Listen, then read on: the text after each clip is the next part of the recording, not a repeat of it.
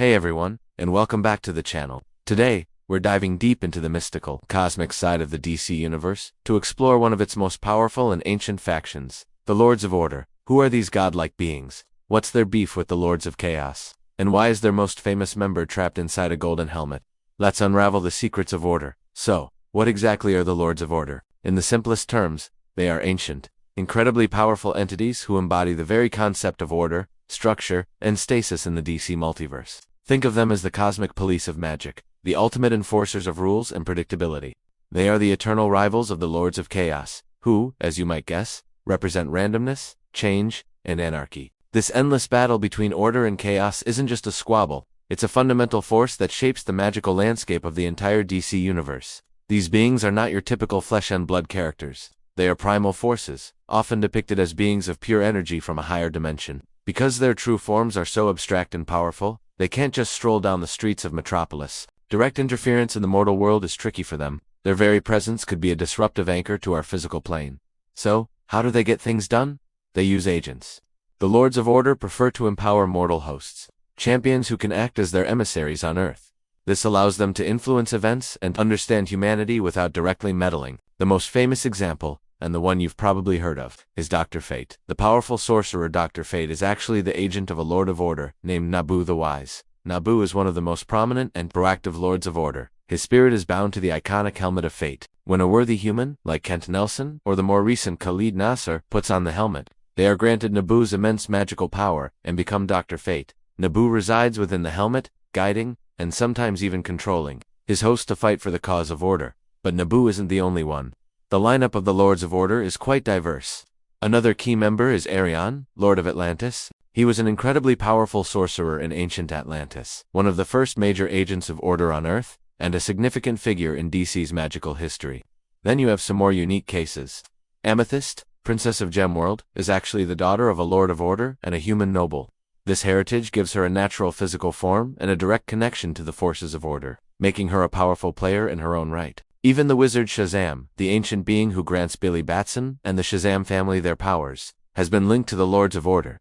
In some versions of the lore, he was a member of the Circle of Eternity and served the cause of order before taking on his role as the champion of magic. And to show how complex this balance is, a Lord of Order named Tarataya and a Lord of Chaos named Terachur actually work together to empower the heroes.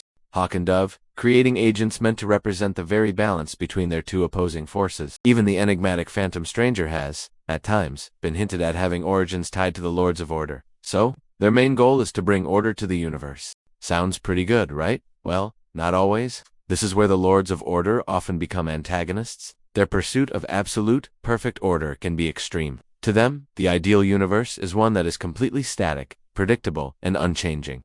To achieve this, they have sometimes tried to eliminate all free will or destroy any magic that does unconform to their strict rules. This rigid our way or the highway philosophy puts them at odds with Earth's heroes, who fight to protect freedom and choice, which are inherently chaotic concepts. The Justice League Dark in particular has clashed with the Lords of Order on numerous occasions. The struggle between order and chaos is a cosmic cycle. For a long time, the prevailing wisdom was that a balance between the two was necessary for a healthy universe.